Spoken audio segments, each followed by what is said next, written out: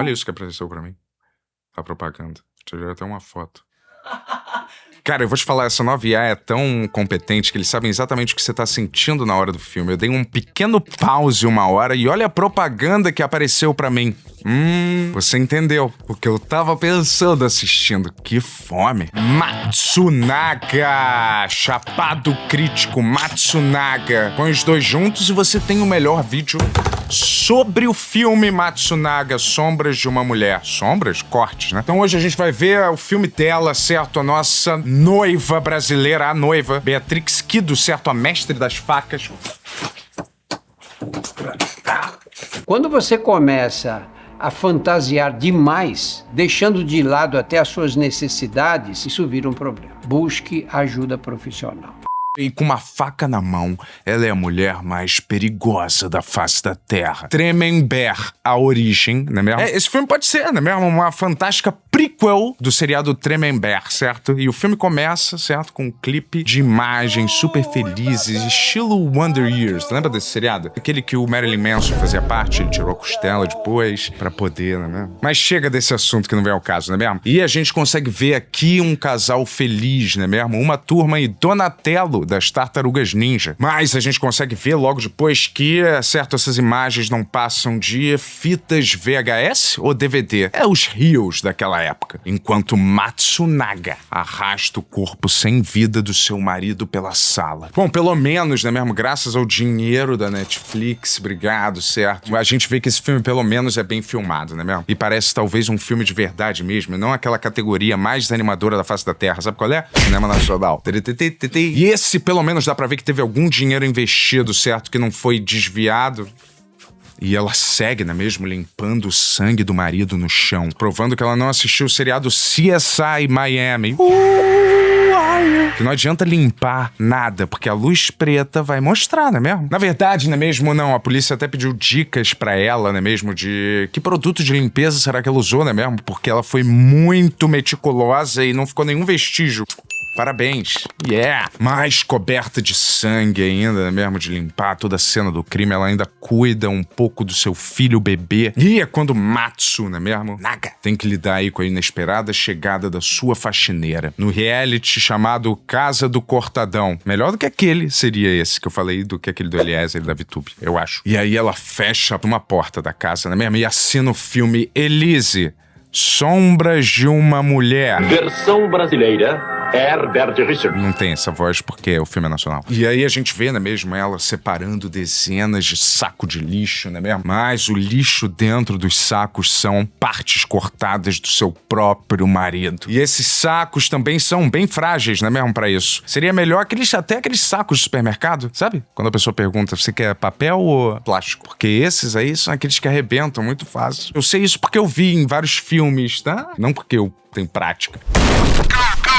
O procedimento certo, não é mesmo? A gente viu naquele filme Cova Rasa, lembra do Ian McGregor? Seria talvez destruir a arcada dentária, não é mesmo? E remover as impressões digitais. É o melhor jeito de você poder não identificar o corpo depois, não é mesmo? Isso é o beabá de assassinato, não é mesmo? Não sou eu que disse, é Hollywood e todos os filmes. É o cinema. E depois disso, não é mesmo? Ela toma banho no chuveiro tentando limpar essa sujeira, não é mesmo? Mas é aquele tipo de sujeira que não sai com um banho normal. Não, mas na verdade sai sim. E depois ela leva, não é mesmo? Todas as malas de uma vez pro elevador, não é mesmo? Talvez fosse mais esperto levar uma mala de cada vez, né? Pra não ser tão suspeito, mas ok, certo? Depois dessa cena no elevador, o filme pula direto pra 2005. Então vamos lá. 2005, há 80 anos atrás. Igual um filme do Tarantino, a gente vai dividir esse Kill Bill brazuca hiperrealista, menos maneiro, em capítulos. Então, capítulo 1, Conto de Fadas. Conto de fodas, então, né?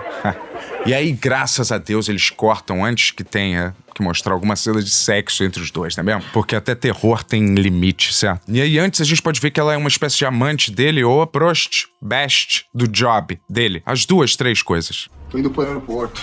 Vou dar aquela entrevista que te falei. E aí vamos direto pra um strip club, estilo aquele strip club que não existe no Brasil, meio americano, que tem pole dancing, que eu acho que é onde a nossa querida Elise trabalhava. E a gente vê ela sondando na night possíveis clientes, não é mesmo? Clientes, eu quero dizer, velhos caquéticos que pagam por sexo, não é mesmo? Ou clientes, certo? E nem atende o seu melhor cliente no telefone, seu futuro marido. E como toda prostituta, não é mesmo? Ela acredita também em princesas e príncipes da Disney. Ele é príncipe da pipoca. Eu vou te falar, aqui é um adendo, você não odeia gente que chama os outros de príncipe ou princesa? Você já viu a realeza britânica? É isso que você tá me chamando? Ou é alien ou tá na ilha, ou os dois. E aí, não é mesmo? Uma coisa mais chata, Donatello aí da farofa da GK, não é mesmo? Dá uma incerta aparecendo no trabalho da própria amante. Ai, isso é sempre chato, não é mesmo? Com uma surpresa hiper maneira pra ela. Eu já falei que eu vou internar a Rafaela. Uma surpresa que mostra que esses dois aí são os piores seres humanos, talvez, de Gotham City, Brasil, depois de Jared Leto. E ele também dá de presente pra Elise, né mesmo? Um carro, a van que ele usava com as outras tartarugas ninja no esgoto, lembra? Pedindo pra ela, depois de dar esse presentão, exclusividade total, não é mesmo? Eu quero você só pra mim.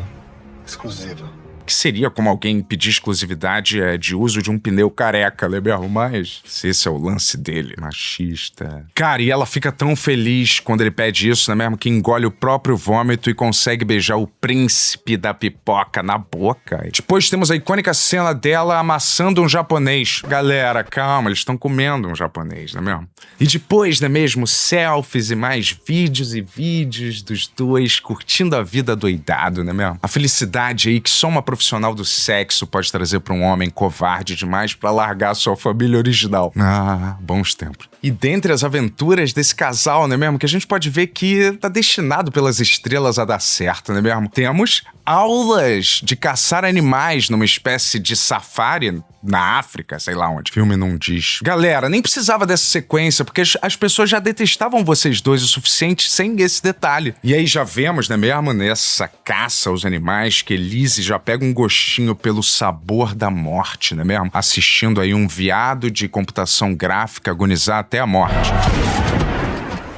Depois, né mesmo, dela meter um tiro na cara dele, certo? Ah, meu Deus, nada une um casal mais do que matar um animal indefeso junto, não é mesmo? E, aliás, isso que eu acabei de falar é o que aparece, sabe? Quando você se inscreve no Discord. E eu vou falar um parênteses aqui, ficou bem feita essa cena, hein? Apesar de bem desprezível o conteúdo dela, certo? Não teria que adicionar talvez uma pena de cadeia aí? Por isso esse crime aí também? Esse aí, no caso, não é inafiançável? Eu não sei. E aí já vemos a nossa querida futura Matsu, certo? Já mostrando aí todas as suas habilidades com facas, fazendo questão de abrir, certo, esse bicho no meio com aquela habilidade Red Dead Redemption, The Red Eyes. E quem diria um dos melhores amigos aí de Yoshi Matsunaga é o Caçador Castanhari. Que legal. Aparentemente está laricando, né mesmo, na farofa alheia, certo, do seu melhor amigo. Eu só quero conhecer melhor a namoradinha do meu melhor amigo. Enquanto, não é mesmo? Ao mesmo tempo, Elise dá uma demonstração de por que era tão boa no seu antigo trabalho. Shazam. E pra completar, não é mesmo, esse Instagram psicoceta doente desses dois, não é mesmo? Uma foto, com o cadáver do animal morto covardemente pelos dois. Like. Porque eu vou te dizer, caramba, todo mundo adora esse tipo de foto, não é mesmo? E quem aparece nela, pode postar. Continuando esses 50 tons de psicopatia, não é mesmo? Ele leva, certo, a nossa querida Elise, vendada, pra conhecer o apartamento que ele comprou pra ela. Jogando também, logo depois, uma cobra gigante no pescoço dela, pra ela aparentemente ter um gostinho do que ela nunca vai ter com ele. E como, não é mesmo? Real reconhece real, certo? As duas fazem amizade instantaneamente. E seguindo aí totalmente o script do loser da turma do Tomate Cereja, não é mesmo? Nosso querido Donatello Yoshi assinou o divórcio da esposa, não é mesmo? Antes de Elise, April O'Neil, que ele mandou internar num hospício e prometeu também tirar ela dessa vida eventualmente, não é mesmo? A gente pode ter um filho. Vida nova, loira. Falando pra ela, vida nova, lourona. Até fazer 40 e poucos aí, talvez não mais. Depois, na mesma, Elise vai pra sua cidade natal, Chopinzinho, no escafundó do Judas, na mesma onde Deus não presta nem mais atenção. Visitar a mulher que treinou ela na arte de matar com uma faca, sua tia, Black Mamba. E ela conta pra tia, não é mesmo, que ela encontrou um otário que peida na farofa pra casar, na cidade grande. E como toda a família do interior, não é mesmo, eles não têm a menor ideia que ela é do job, certo? Ou talvez fingem que não sabem, né mesmo? Eu sei disso porque eu namorei alguém do job. Mentira.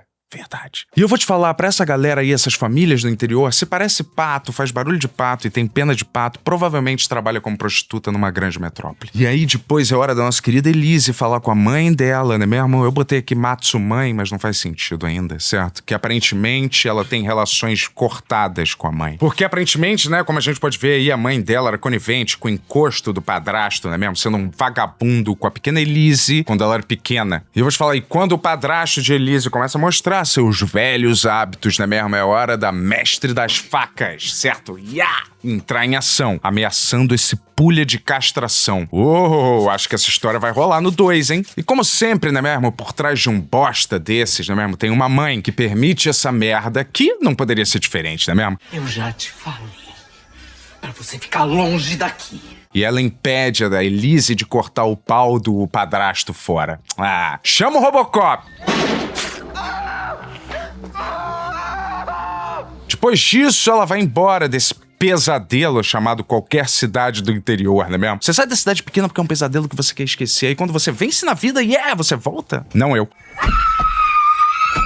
E aí vamos pro dia mais feliz, não é mesmo? Do novo rico deslumbrado que nunca pensou em ter dinheiro na vida, não é mesmo? O casamento, onde a pessoa vai assinar o contrato de ser sustentado por alguém pelo resto da vida, por algum trouxa. Pode ser homem ou mulher, entendeu, Eliezer? E também o dia mais feliz da vida de toda profissional do sexo.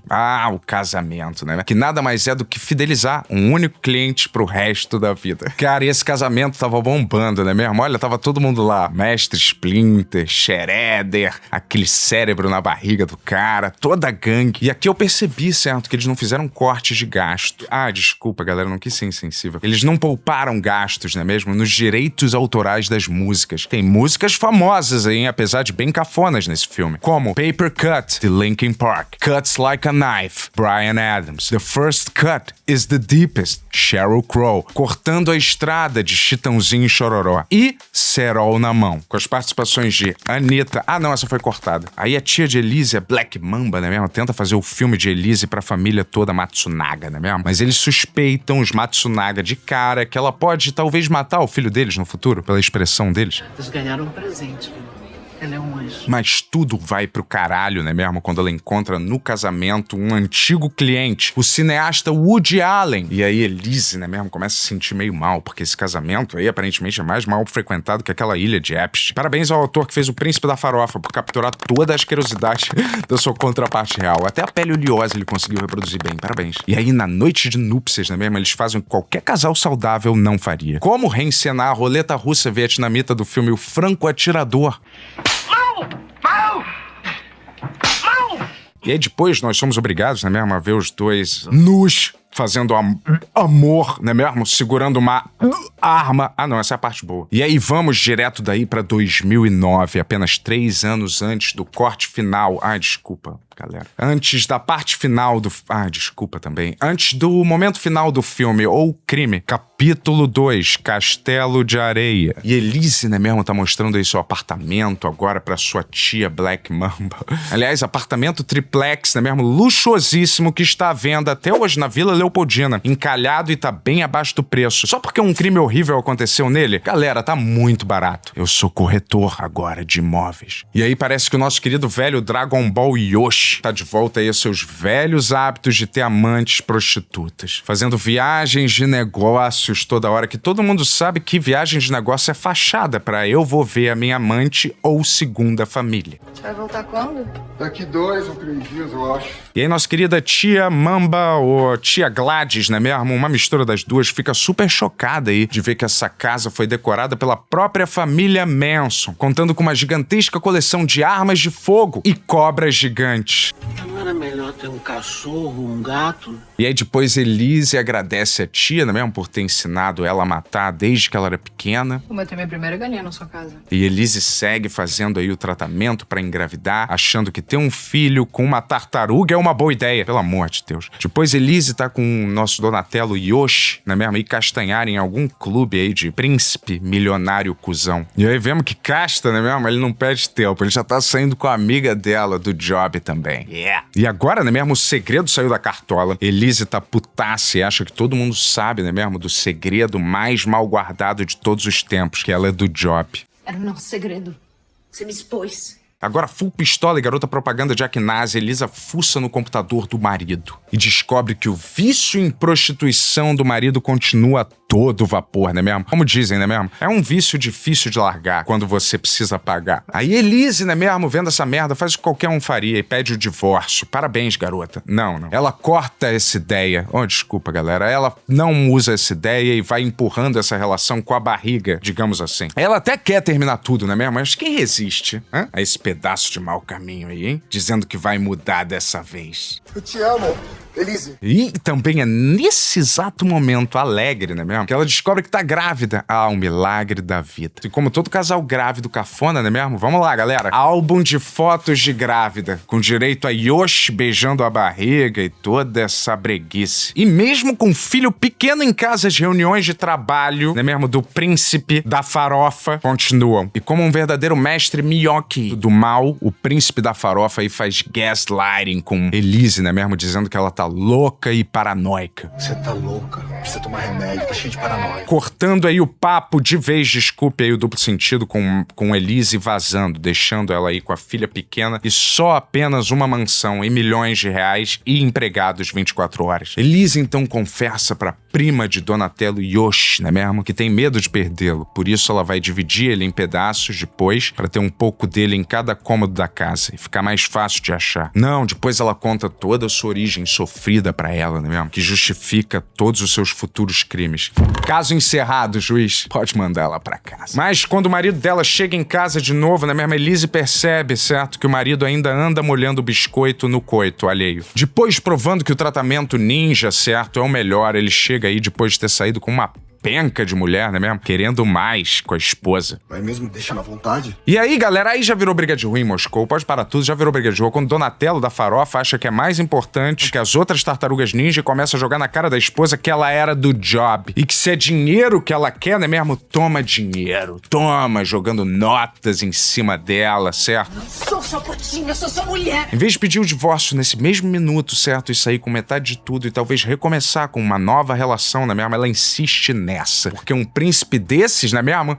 Você não encontra todo dia. Realmente, eu perdi essa parte na Branca de Neve, em que ele fica indo no café fotô. Olha o seu estado, você tá histérica. E percebe que o marido já planeja seguir o roteiro dele com a própria Elise, não é mesmo, certo? Que é internar suas esposas numa clínica psiquiátrica quando elas começam a encher o saco. O mesmo aconteceu com Sérgio Rondjakov, Rafael Ilha e eu. E agora, muito triste mesmo, Elise, pra se animar um pouco, recria a cena em que Salma Hayek dança com uma cobra do filme Drink no Inferno, na própria casa. E também aproveita para dar uma passada no seu antigo emprego, no VIP Class, não é mesmo? Pra ver se ela ainda tem o mojo. Yeah, baby, yeah! E também fazer o trabalho de 1000 detetives psicopatas, não é mesmo? Rastreando quem é a prima do Job que anda saindo com seu príncipe. Aí a garota do Job, não é mesmo? Que tá saindo com o marido de Elise, não é mesmo? Descreve pra Elise todo o roteiro que ela já passou, não é mesmo? Antes dessa atual que tá passando agora. E agora a esquizofrenia chega a níveis, não é mesmo? Estratosféricos, quando Elise vai em tocaia,